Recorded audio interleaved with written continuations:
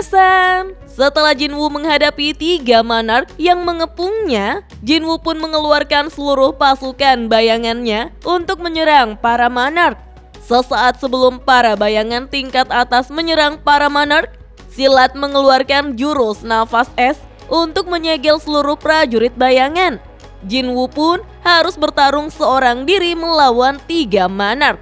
Tentu saja, melawan 3 monark sekaligus membuat Jinwoo kewalahan. Apalagi mereka mensummon monster golem dan monster zombie. Ketika Rakan dan Silat berhasil menebas Jinwoo, para shadow tingkat atas pun berhasil keluar dari sihir penyegelan karena masternya membutuhkan mereka. Nah, apakah Jinwoo yang kini berhasil pulih bersama pasukan bayangannya bisa berhasil mengalahkan 3 monark sekaligus, Minasan? Sebelum saya lanjut, jangan lupa like, komen, dan subscribe ya. Oh iya, siapa tahu ada yang ingin berdonasi? Silakan klik link Saweria yang ada di deskripsi ya. Masih dengan pertarungan Jinwoo melawan 3 monark yang rupanya disiarkan secara langsung di berbagai belahan dunia seperti di New York, London, Shanghai, dan Paris. Semua masyarakat tampak serius menonton dan berharap agar para monster yang muncul di Seoul bisa dikalahkan. Gelombang energi sihir dari para monark mengakibatkan langit bergemuruh. Serpihan puing-puing bangunan berterbangan. Melihat pemandangan itu, Lennart tampak tidak percaya karena sihir para monark seperti badai yang mengitari Sung Jinwoo. Para hunter healer berusaha menyembuhkan Thomas yang masih dalam keadaan terluka. Namun, Thomas masih menanyakan bagaimana situasinya. Lennart menjawab bahwa ini seperti sedang menyaksikan akhir dari dunia. Baek Yeonwoo yang melihat dari kejauhan tampak takjub dan tidak percaya apakah itu benar-benar hunter Sung Jinwoo yang dulu ia kenal. Walaupun ia sudah mengetahui jika Jinwoo adalah hunter yang terus berkembang, tapi bagaimana bisa dia menjadi sekuat itu dalam waktu yang begitu singkat? Kita pun diperlihatkan Jenderal Igris dan Iron yang terus menyerang Rakan, sedangkan Tusk dan Grid menyerang Silat.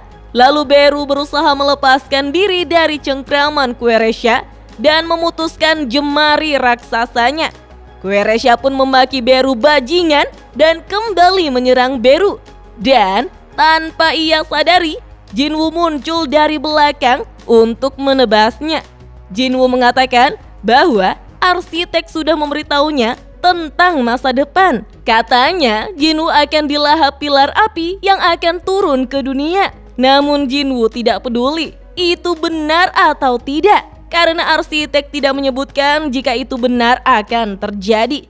Dengan menggunakan 2 dagger kemisnya, Jinwoo menebas wajah raksasa Queresha.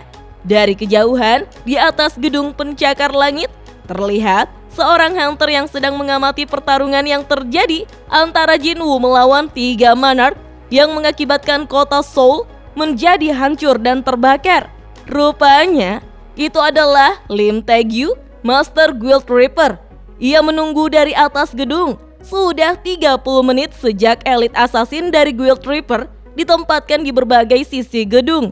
Ketika sinyalnya dikeluarkan, mereka akan langsung menyerang musuh dari segala arah yang jauh. Dengan begitu, mungkin ia dan timnya akan memberikan sebuah serangan yang fatal. Lim Taegyu terus berpikir, apakah rencananya bisa berhasil?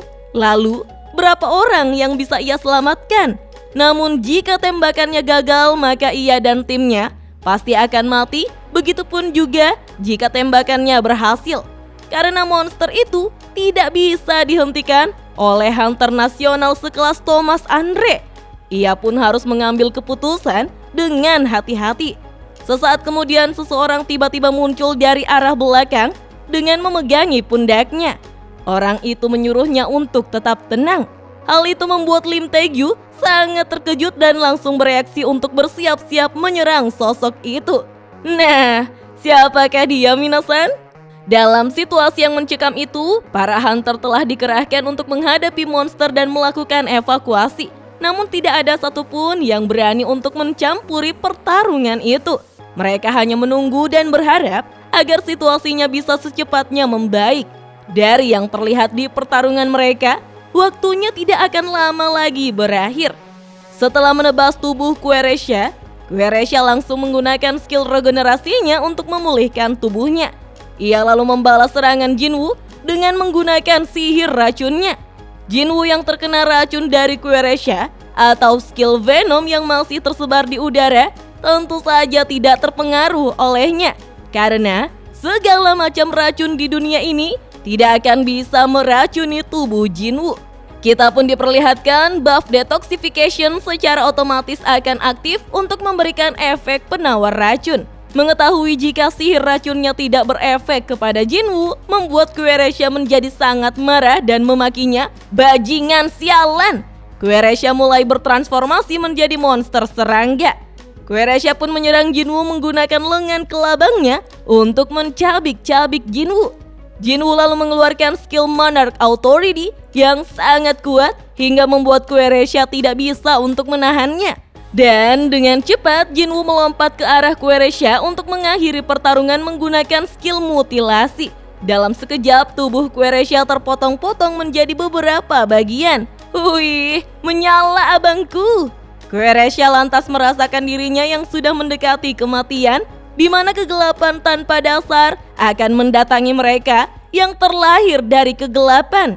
Ia menatap Jinwoo dan berkomentar, "Sungguh kegelapan yang menggila." Serangan mutilasi Jinwoo berhasil membunuh 1 dari 9 monarch, yaitu Plex Monarch Queresha, membuat level Jinwoo meningkat.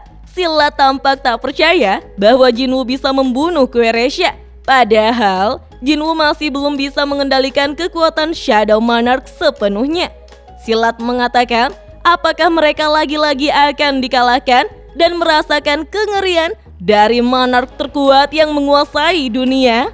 Mendengar itu, Rakan menyuruh Silat agar tidak takut dan gentar karena bajingan Jinwoo itu sudah mulai kelelahan. Rakan yang menangkap Beru dan mencekik lehernya mengatakan bahwa ini adalah bukti kalau Jinwoo belum sempurna dengan mengandalkan sampah seperti prajurit bayangannya. Itulah sebabnya monarch yang masih belum sempurna tidak akan bisa menghalangi monarch yang asli. Cengkraman Rakan yang sangat kuat membuat Beru berteriak kesakitan. Merasakan keberadaan Beru yang semakin memudar, persis saat prajurit bayangannya yang berada di tubuh Thomas juga menghilang. Karena itu, Jinwoo lantas berusaha membatalkan summonnya dan memerintahkan Beru untuk segera kembali. Sayangnya, indikator berkali-kali muncul menginformasikan jika ia tidak dapat menarik target yang diminta. Ketika Rakan hampir memusnahkan Beru, Jinwoo lalu melesat dengan sangat cepat untuk menyerang Rakan. Rakan melompat tinggi untuk menghindarinya. Jinwoo pun bersyukur bisa mendapatkan Beru yang hampir lenyap. Perlahan-lahan, Beru mulai menyatu ke dalam bayangan Jinwoo. Silat akhirnya menyadari perkataan dari King of Beasts. Ia perlahan-lahan mulai bertransformasi dan membuat bongkahan es yang sangat besar menghancurkan gedung dan membekukan semua yang berada di sekitarnya. Setelah bertransformasi menjadi makhluk spiritual, Silat mengatakan jika Jinwoo sebagai manusia terlalu percaya diri pada kekuatan sihirnya yang luar biasa. Silat mengeluarkan senjata Trisula dan berkata, bahkan jika Jinwoo menggunakan kekuatannya untuk mengendalikan boneka seperti pasukan bayangannya, maka ia cukup memotong benangnya supaya mereka tidak bergerak lagi. Silat sekali lagi mengurung seluruh pasukan bayangan Jinwoo menggunakan skill authority-nya dan membuat mereka merasakan pemulihan dan kebangkitan secara terus-menerus. Dengan begitu, prajurit Jinwoo cuma akan menjadi parasit yang akan memakan habis mananya. Silat lalu bertanya, apa yang akan Jinwoo lakukan selanjutnya? Silat kemudian menusuk Jinwoo menggunakan senjata Trisulanya lalu menghempaskannya ke tanah. Jinwoo lalu menggunakan skill Stealth untuk menghilang dan membalas serangan Silat. Namun Silat yang telah berubah menjadi bentuk makhluk spiritual dengan mudahnya membaca serangan Jinwoo. Silat pun menghantam tubuh Jinwoo menggunakan senjata Trisulanya hingga membuatnya terhempas lagi. Jinwoo bahkan memuntahkan darah. Jinwoo sadar jika musuhnya sudah jauh lebih cepat. Silat menganalisis jika skill Stealth Jinwoo pasti membutuhkan banyak mana. ia pun berencana untuk segera mengakhirinya. Dengan cepat silat melesat untuk menyerang Jinwoo. Begitupun Jinwoo dengan mana yang tersisa berusaha menangkis serangan silat. Sedikit demi sedikit Jinwoo bisa melihat pergerakan, pandangan, pernafasan, otot, dan aliran mana. Seandainya saja Jinwoo sedikit lebih cepat, maka ia bisa membunuh silat. Menyadari jika Jinwoo sedang merencanakan sesuatu, silat lalu mengubah trisulanya menjadi 2 sabit. Tanpa ampun, silat terus menyerang Jinwoo. Namun, melihat ada sedikit celah, Jinwoo berhasil menghindar dan bersiap menyerang silat dari arah belakang. Tapi silat justru tersenyum. Jinwoo ternyata terkena serangan. Baek Yeonwoo, Leonard, dan para hunter lainnya tampak sangat terkejut melihat peristiwa itu. Ternyata, Rakan berhasil menusuk dada Jinwoo menggunakan cakarnya. Darah segar berjatuhan ke tanah, memperlihatkan kaki Jinwoo yang tidak bisa bergerak karena telah dibekukan oleh silat. Jinwoo mengalami pendarahan hebat akibat serangan Rakan yang menembus dadanya. Sambil tersenyum, Rakan berkata bahwa Jinwoo tidak begitu hebat tanpa kecepatan yang sebelumnya ia banggakan. Jinwoo lantas memuntahkan darah dengan menunjukkan ekspresi seperti orang yang akan mati.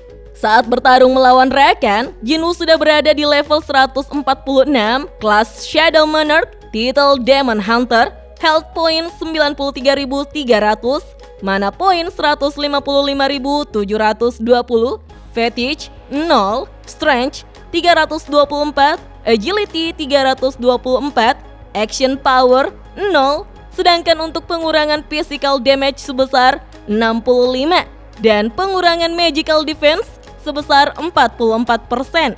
Jinwoo pun menjatuhkan kedua daggernya dan berusaha menenangkan dirinya. Dengan levelnya yang sudah sangat meningkat ini, bukan masalah besar untuk memulihkan dirinya. Jinwoo berencana melepaskan cakar Rakan, namun silat kembali menusukkan Ice Dagger yang sebelumnya ditusukkan kepadanya. Serangan itu tepat mengenai jantung Jinwoo, sehingga Jinwoo mengalami pendarahan hebat hingga ia kembali memuntahkan darah. Sambil tersenyum, silat mengatakan bahwa Jinwoo tidak akan bisa untuk memulihkan dirinya seperti sebelumnya. Tidak peduli sekuat apapun Jinwoo, dia bukanlah monark yang sempurna.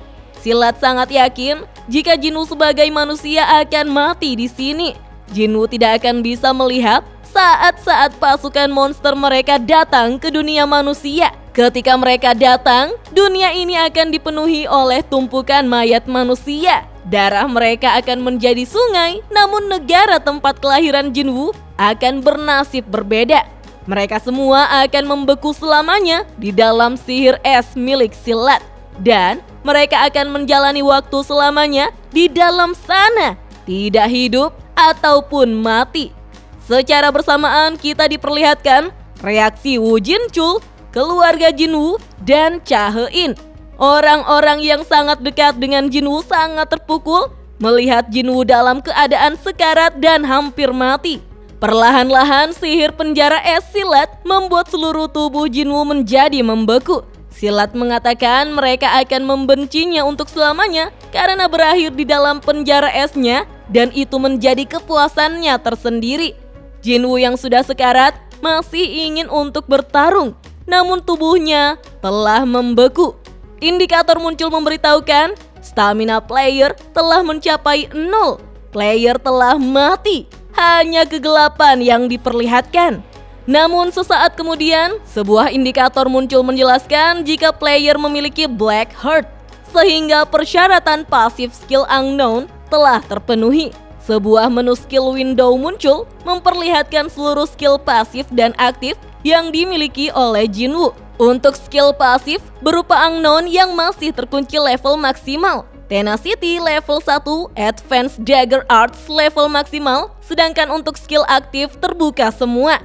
Terdiri dari Quicksilver level maksimal, Longevity level 2, Stealth level maksimal. Sistem mengaktifkan pasif skill unknown yang sebelumnya terkunci akhirnya bisa untuk digunakan. Jinwoo lalu memilih skill unknown dan cahaya terang pun menyilaukan mata. Jinwoo tiba-tiba terbangun di sebuah ruangan kamar rumah sakit. Jinwoo yang tersadar tampak sangat terkejut sambil memegang jantungnya. Ia kembali mengingat kenangan saat ia tertusuk oleh cakar Rakan. Jinwoo pun mulai berpikir, apakah semua yang telah ia alami hanyalah mimpi? Ia lalu mengamati keadaan sekitarnya dan sadar jika dirinya saat itu berada di sebuah rumah sakit. Jinwoo merasa heran karena harusnya Ice Dagger telah menembus jantungnya. Namun mengapa ia masih hidup? Woo Jin-chul lalu datang memasuki ruangan kamarnya. Jinwoo tampak terkejut melihat kedatangannya. Jinwoo dengan panik menanyakan pada ketua Woo Jin-chul bagaimana ia masih hidup setelah melawan Monarch. Woo Jin-chul tampak bingung dengan ucapan Jinwoo. Ia lalu berkata bahwa ada 3 hal yang akan ia sampaikan. Yang pertama, Woo Jin-chul bukanlah ketua asosiasi Hunter, melainkan ketua departemen pengawasan. Kedua, ada yang ingin ia tanyakan soal patung yang bergerak. Dan ketiga, bagaimana Jinwoo bisa mengenal dirinya? Apakah ia memang terkenal? Mendengar itu, Jinwoo merasa tambah bingung. Setelah mendengar informasi dari Jinwoo tentang kejadian Double Dungeon, Woo Jin-chul terkejut dengan tidak adanya patung yang bergerak. Ia sudah menerima laporan dari para hunter yang selamat. Ia pun langsung masuk memeriksanya bersama Guild White Tiger dan tidak ada apa-apa di sana. Sedikit demi sedikit Jinwoo merasa jika kamar rawatnya sangatlah familiar. Apakah karena ia sudah dirawat selama 2 minggu? Woo Jin-chul lalu menegur penampilan Jinwoo yang sedikit berbeda dari yang ada di foto. Jinwoo terus memikirkan kamar VIP yang disediakan langsung oleh asosiasi Hunter. Kamar rumah sakit tempatnya terbangun setelah hampir mati di Double Dungeon. Bagaimana hal itu bisa terjadi? Jinwoo pun langsung memeriksa statusnya di sistem sebagai seorang player. Ternyata penampilan dan kekuatannya masih sama seperti yang terakhir kalinya dan membawa semuanya itu kembali. Semua yang disimpan di dalam inventorinya juga masih sama. Chemist Rod juga tetap ada. Tiba-tiba Jin-ah datang untuk mengunjungi Jinwoo. Jin-ah merasa bahwa ia salah memasuki kamar karena penampilan Jinwoo tidak terlihat seperti kakaknya. Jinwoo yang merasa bete karena Jin-ah tidak mengenalinya lalu menegur adik perempuannya itu. Dengan curiga, Jin-ah menanyakan apakah Jinwoo benar-benar kakaknya karena tinggi dan penampilannya sangat berbeda. Jinwoo kemudian berkata bahwa dirinya akan menuju ke asosiasi Hunter secepatnya karena ia akan berhenti menjadi Hunter. Ia pun menyuruh Jin-ah untuk segera kembali ke sekolah dan meminta agar Han Song-yi untuk tidak pernah menjadi Hunter gara-gara tidak mau sekolah. Han Song-yi tampak terkejut mendengarnya. Rupanya prajurit bayangan Jinwoo satu pun tidak ada. Ia pun berencana untuk mengumpulkan ulang kembali. Namun, ia terus berpikir mengapa ini semua bisa terjadi. Ia kembali ke masa lalu. Jinwoo kemudian datang ke kantor asosiasi Hunter untuk mengukur ranknya dan menjadi Hunter rank S.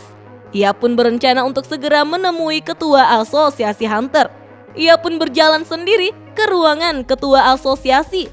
Staf pun tampak bingung karena orang luar seperti Jinwoo bisa mengetahui ruangan ketua. Ketika berada di atas lift, Jinwoo bertemu dengan Kang Tae-shik yang sedang memikirkan cara dan alasan untuk membunuh para tahanan Hunter karena akan menjadi masalah jika ia sampai ketahuan ketua Woo Jin-chul.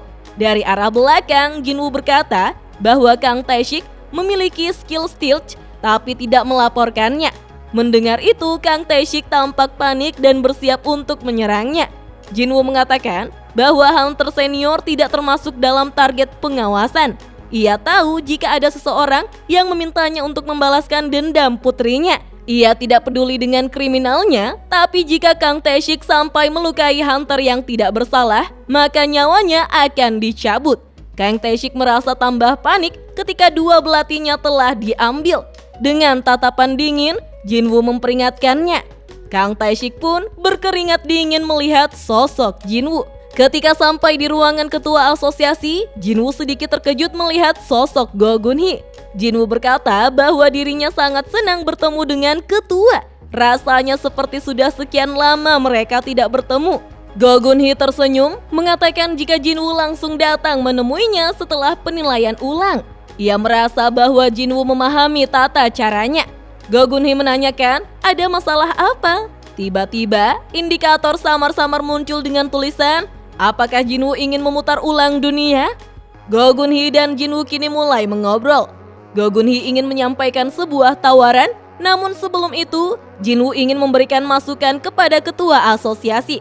Hal ini sangat penting bagi Jinwoo untuk bisa secepatnya ke Pulau Jeju demi mendapatkan kembali prajuritnya. Jinwoo meminta Go Gun-hee mengubah peraturan agar makhluk summon juga bisa mengikuti raid. Jika Go Gun-hee mau melakukannya, maka ia akan mengalahkan para semut di Pulau Jeju.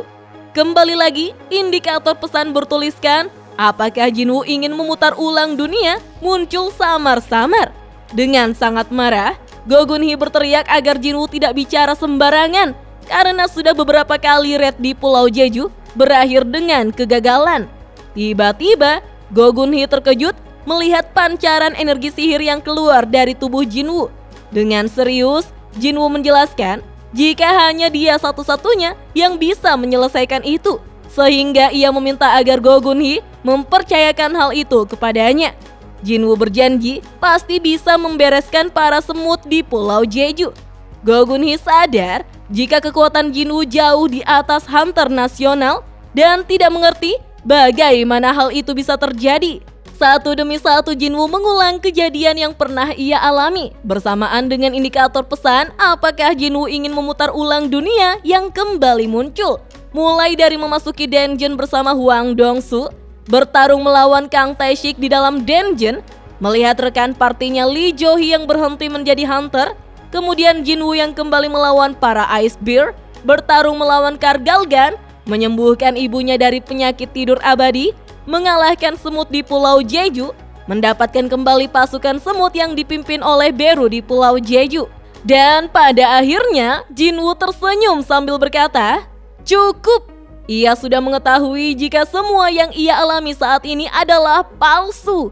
Jinwoo meminta agar makhluk itu segera menunjukkan sosok aslinya karena sampai kapan dia akan memantau Jinwoo dari atas sana. Tiba-tiba, area tempat Jinwoo berpijak berubah. Banyak pesan berulang yang muncul mengelilinginya. Jinwoo kemudian bertanya, siapa sosok itu sebenarnya? Perlahan-lahan, sosok itu mulai berjalan menghampiri Jinwoo. Rupanya itu adalah King of the Dead, Shadow Monarch, Ashburn. Nah, minasan, apa yang akan terjadi pada Jinwoo yang bertemu dengan King of the Dead, Shadow Monarch, Ashburn? Penasaran kan? Tonton terus video selanjutnya ya. Dah.